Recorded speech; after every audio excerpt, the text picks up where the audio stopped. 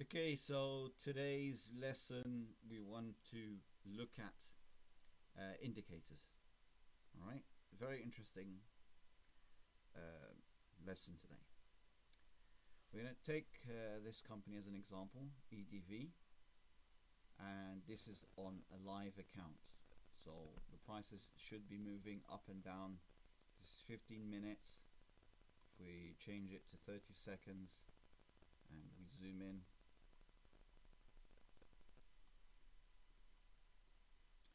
so yeah, this is 30 seconds now. So the share price should be moving much more. Move this down. Move this. So you'll see the movements, but I've zoomed out. Let me try to zoom in. Here we go. So we zoomed in even more. And you will see that each of these bars is 30 seconds. It will keep changing. It will keep adding 30-second bar every time. There's not much happening. Therefore, the price is stuck at 4886, I believe. And yeah, you can see it's upward trending. Right. We want to use the indicators to help us decide whether the share price is oversold, overbought, if it's undervalued, overvalued, is fair priced, and so on. You can see now there's a downward trend here. You see it's live market. Okay, we don't want to focus on the 30 seconds. We want to move back to 15 minutes or 20 minutes. Let's move to 20 minutes, and you can change the, keep scrolling like this, and it gives us a better, cleaner graph. So this is the graph here we're looking at, and each of these small bars is 20 minutes. Okay, so now we want to introduce the indicators. I'll introduce two indicators today, and I'll tell you how we're going to use it for our decision making, or helping us decide where to invest or where to buy and where to sell and so on. So click on indicators. First thing I want to talk about is Bollinger Bounce, BB, right? Bollinger Bands. I call it bounce. Yes, Bollinger Bands. We'll take that on. And so have a look at this first. You see these bounds. Okay, so when these bounds are wide, that means there's a lot of volatility. There's a lot of volatility happening. You can see the here it's jumped from here to there. It's a big jump, right? So there's these bounds are quite wide. And if we look here, you see it's quite narrow because it's kind of like flat. It's not much happening, right? We look at here, it's quite narrow, quite wide. All right, so that's the first thing that we notice from these bands. Next thing we have is this red line in the middle. That's moving average, 20-day moving average. In fact, it tells you there 20 days. You can change it to 10 days. You can change it to whatever you want, but generally by default is 20 days. Now we notice a few things. If you observe this carefully, sometimes the share price is above the moving average, and then sometimes the moving average is above the current share price. This is the share price here, it's fluctuating. Like I said, each of these candles is 20 minutes, right? So we can see this 20-day moving average is above it, and sometimes it's below it. So that gives us a good indication. It tells us something here. When it's below, the market is bullish, right? It's moving up. It's a big jump up, right? When it starts to climb above that red line, it's starting to move up, and it jumped here. Okay, so it's a good indication. And when it's below it, when the red line, that red line, the moving average is above, that means it's bearish, it's downward trending. Okay, generally the wider it is, the more exhausted it has to come nearer to that line. So the closer it is to that line, kind of like, okay, yeah, it's following the trend. It's following that trend and it's bouncing off it and it's moving in the right direction. It's going up, right?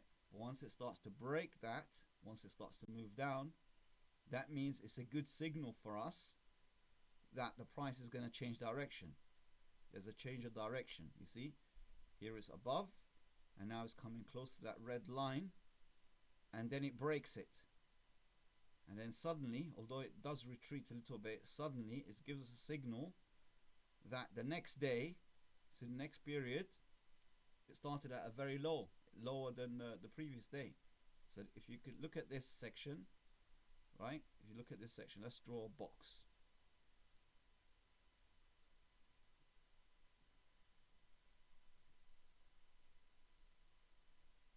How we draw a box here? So look, can we draw a box? Oh, you can't. No, it's not that. Let's delete this part.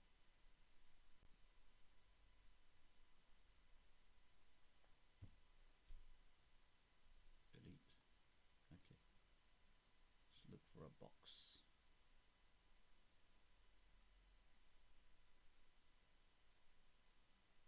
Trend line. Fibonacci. Composition. Measure. Keep drawing. So yeah, okay, so if you see this section, right, so this is one day, so this is one period, so the market closed here, it opened higher, it closed here, it opened lower, right? So you got that area. Okay. So that's kind of like an indication for us that potentially the market could be going down, although before the market closed it did rally a bit, but the next day it dropped. Okay, so you can start by observing the chart, the chart. You can get an idea of what potentially might happen, right? So that's the first thing that you notice. So what we want to do, we want to always be buying when it's touching or above that red line, but not too far apart. When not too far apart from the moving average. It's a big gap up. It means it's already starting to exhaust, and it's gonna start retracing back to that red line. But if it falls below it, it's a good signal for us to get out, to sell, to come out if we want to sell, right? It's a good indication for us. Now we're changing direction. So if you bought it down here and the market's rallying and then it goes up there, and you're thinking, okay, should I keep holding on that share, or should I start selling? So you want to hold it as long as possible because you want to, maximize your profit. Let's just say that's an example. So you hold it, and then suddenly you see it crossing that red line. So you put a sell order here quickly. Okay, so you come out. Next day it falls. So you're okay, right? You don't want to be buying here and then selling here because you kind of sold it at the same price. So you want to buy it low and sell it high. Okay, when you get a signal the market's changing direction, get out. All right, you've made the profit. Okay, but let's just say now you know that it's gone down. You want to look for the next trend up. See it crossing here. Wants to see the price is starting to climb above that red line. It's a good signal for you to buy. You can hold it up to there, and then when it starts to retrace, oh look, if you hold there and you try, oh no, it's gone down, but then it picks up again and it goes down again. It keeps like that. Okay, so there's a little bit of a signal, but we want to get the bigger picture. We want to get the bigger picture. We look at the bounds, how much volatility is in the market. So when it's narrow, there's not much volatility, not a lot of buyers and sellers. When it's wide, that means there's a lot of buyers and sellers. But the picture isn't complete. We need something else. what do we need? We need the volume of each position. We need to see how much volume entered the market at that particular point. How much volume entered the market at this particular point. To do that, use something called volume.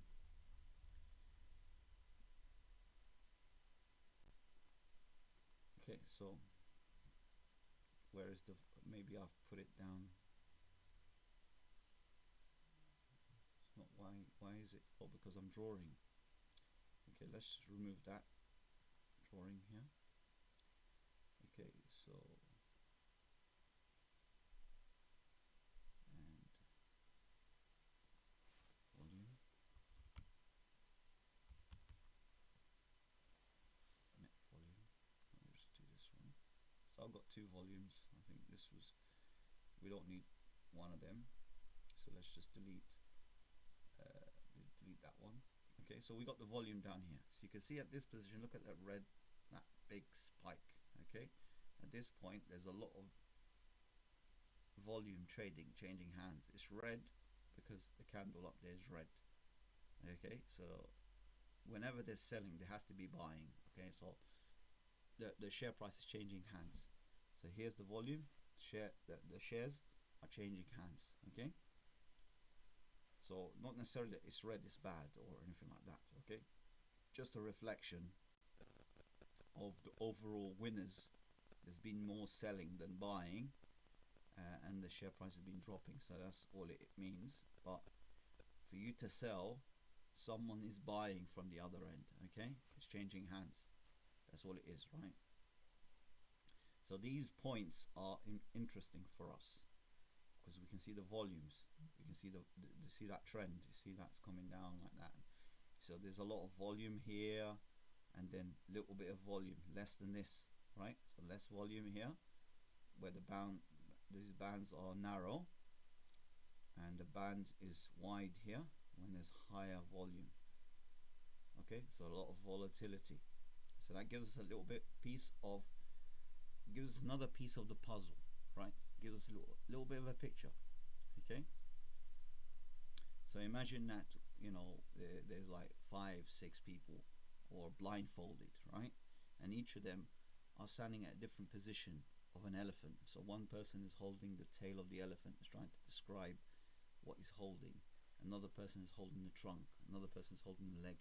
Each of them are describing a different section, okay, of that being, or this object that they're describing, and each one's trying to describe what he's feeling. Oh, there's a rope.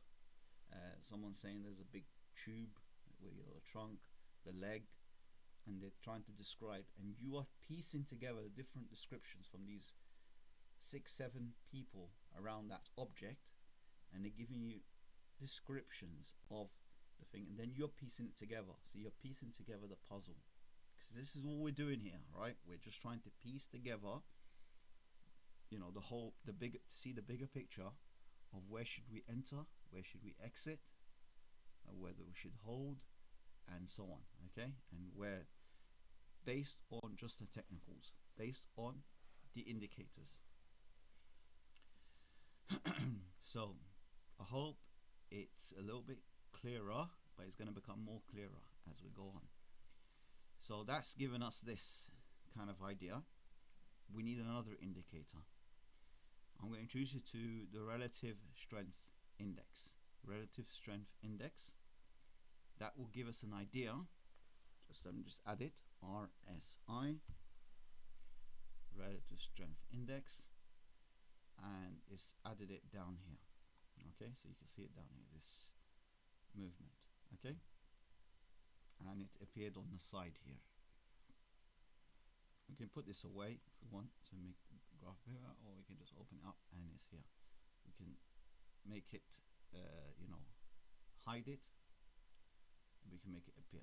We can change, we can move things around if you want, right? So we can move this around, Bolger bounds. It doesn't make sense to move it down, but if we move it down, it doesn't make sense at all, right? So we need to move it back up again. Let's delete that.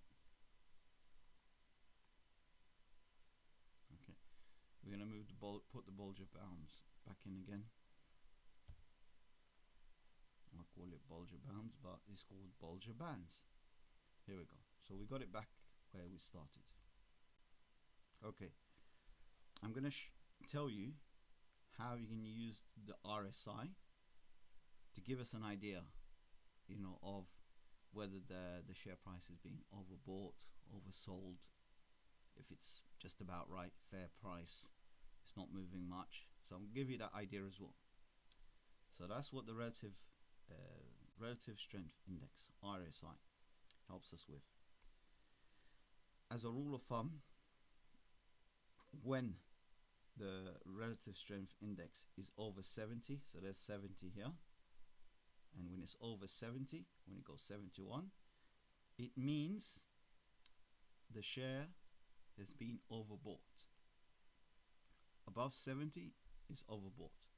So we see at this point here, it's given us an indication the share is starting to be overbought. Okay, and at this point here, right, it was 88, now it's 84.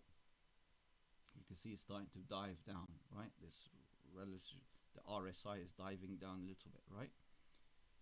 84, 85, and even 90, where it's hitting that 90, that means it's way overbought, right? It's overbought by a lot, okay? And it will start to dive down back to 70, below 70, okay?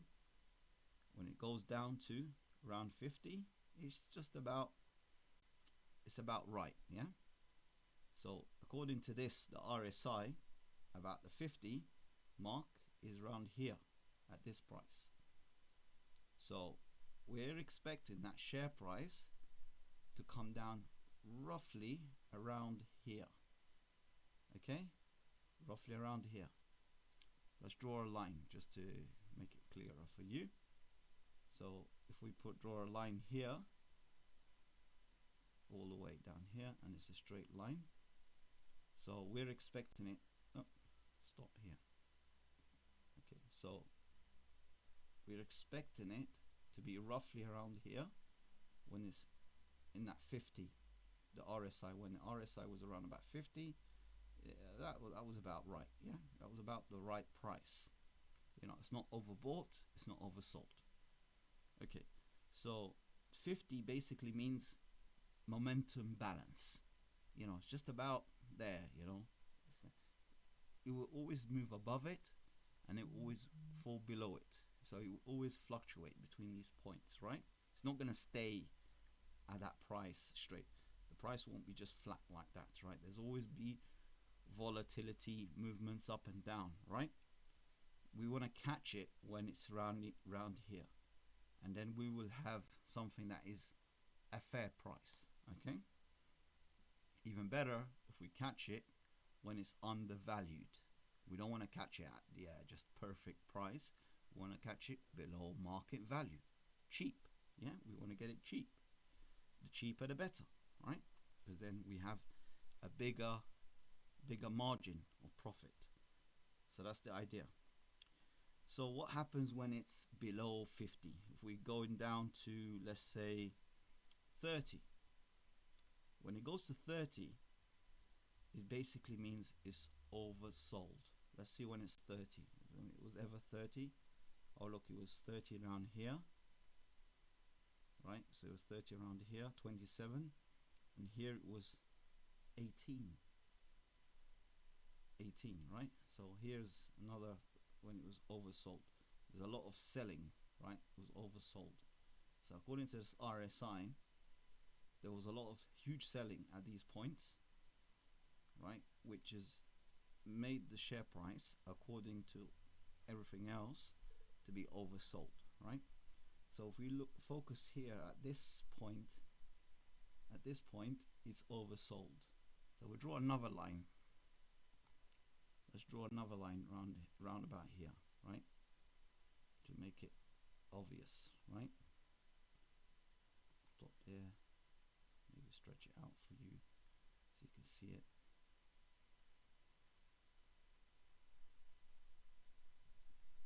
Okay, so around about that price, that 4147, that's kind of an indication. So if today was here, right, okay, and the RSI was down here, I'll be like, okay, I want to buy this share, because according to the RSI, if I'm just going by this, right, it's telling me it's oversold. There was a lot of selling going on, and it took the price too low, and eventually the price will recover to this range here, right? So it will come here, I buy here, and I'll be looking to sell over this line. So anything above this line, it is a good opportunity for me to take a profit. Okay, so I would have bought it here and held, and eventually, as you can see, especially it's below that red line, remember the moving average, so it's,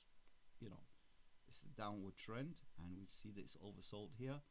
And now I'll be like, okay, it's time for me to come back in. I can be buying here. I could be like, no, let me wait. Maybe it's going to go even lower. So I will wait until it crosses that red line, the moving average line. So yeah, okay, I'll move in here now. Say I'll buy it here, and I'll be like, okay, I'm going to wait for it to at least go to this blue line that I've drawn. You know, where I think, yeah, this is about the 50 mark, or an indication from here when it goes up above 50.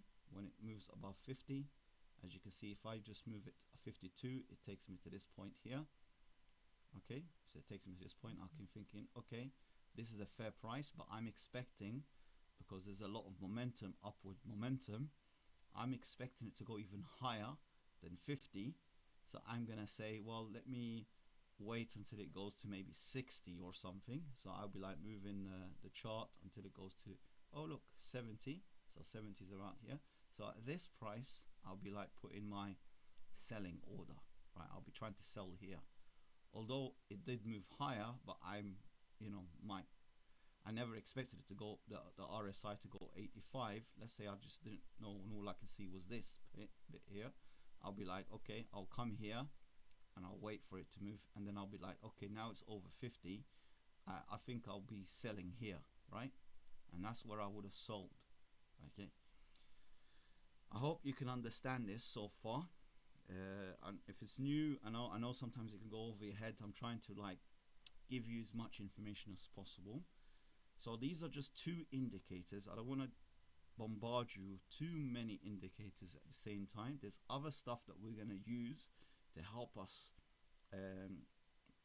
piece together the puzzle, to get a bigger picture and to give us more confidence into entering the trade and so on.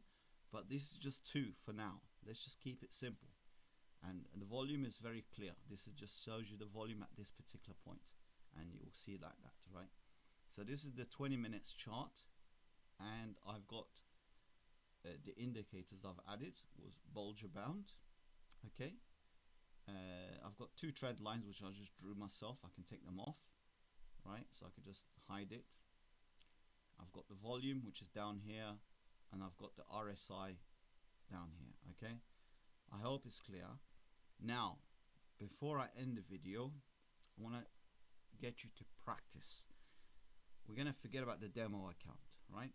We're not going to do a demo account. So you're going to go on the live account. You're going to create your layout and stuff like that. But now we're going to practice on the live account without spending real money. How are you going to do that? We're going to put a dummy trade, but we're not going to transmit. It's important. Don't transmit it, otherwise you're spending money. You'll be entering for real, right? So we're going to create a dummy trade. How do you create a dummy trade? When I showed you in the previous video how to enter a trade, and I'm going to enter a trade on the graph. Let's say, for example, I identified now at this RSI here that is overbought. Like we said, anything over 70 is a signal for us it's overbought, sorry, and it's exhausted, and it's above that red line, the moving average. So I'm expecting it to move close to that red line, the moving average, and I want to place an order. Okay, and we've identified these trend lines before. Remember, we identified these trend lines, and we said roughly a good price to buy at is 4400. And we're ignoring any news that's in right now. We're ignoring the fundamentals. Just we're looking at the chart and we're making a decision where to enter, right? Let's just assume that, right? So we're not even looking at the news. We're not looking at the financials of the company or anything like that. Let's just say based on this chart, we made that decision. Now we're going to enter roughly around here. To place an order, click that plus button, click it here, say buy, and I want to buy 100. Okay, so you can see there's 100 here, so buy 100. By default, I've set it, and you probably by default is set up in Interactive Brokers to as a buying 100. So every time you click, it buys 100, right? But here it's got that blue button. Don't click on that blue button. That's transmit. That means it will be a real active order. Okay, so here 100 for 4474. So we decided we're going to buy it here at that price. You can see down here DV. I'm not sure if you can see it or not. That's the instrument. Move the instrument this way. Anyway, so you could it says EDV, right? So the name of the share, the allocated to the name that's buying, the action buy 100, and this time force is a day, right? Limit price, so it's only going to buy when it hits this. Now, because this is not transmitted, it's not going to buy. It's going to come to it. It hasn't been transmitted. It's going to ignore it, and there's not going to be any action taken. So what we need to do, when we're doing lessons now together, I want you to put on this dummy trades. Just put a limit order at the price that, you know, according to your observation, you feel it's the price where you can buy at. And you will monitor these companies, right, that you've put an order on, right? You're going to monitor them for a period. You're going to see when the price or the chart, the direction changes and it hits your price. Obviously it's not going to buy or sell or do anything because it's a dummy order. And when it goes below it, when it goes above it. And what we want to do, we want you to record on a piece of paper. It hit it on this day. You put the order on the 6th of May or 7th of May, right? And it hit the price on the 10th of May. You went above it, it recovered, it went above. That means you're in profit on the 20th of May. So just record the dates. Record the dates. And then at the end of the month, we'll look at this. We'll see if the decision based on what we've observed using these two indicators is useful for us and accurate, and it's a good indicator to use and a good system to follow or not. So when we do put a real order and we transmit it by clicking the transmit button, we know we have a high probability that our strategy is going to work again and again and again. Okay, I hope it's clear. You know your homework now. You're going to place dummy orders and you're going to use these two indicators, the RSI and bulging bands. Okay, you're going to do that. In the next lesson, I'll introduce another couple of indicators to add on. So we're going to keep these on and we're going to add extra stuff on the graph. I don't want to put all the stuff at the same time because it's going to look confusing and it's going to look messy. But we're going to put at least the bare minimum to help us make an informed decision. Okay, so let's do it step by step together. And I encourage you to watch other YouTubers and look at their strategy and note down their strategy.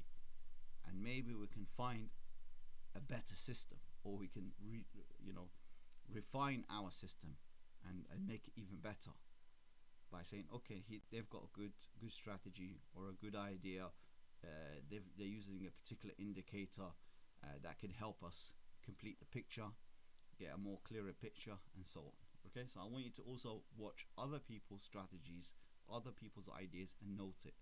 Ultimately, we want to create our own strategy, our own system that encompasses everybody else's ideas. Okay, so I'm going to end the video here. If you've got any questions, please ask me questions so then at least I can cover it in the next lesson, inshallah. Assalamu alaikum.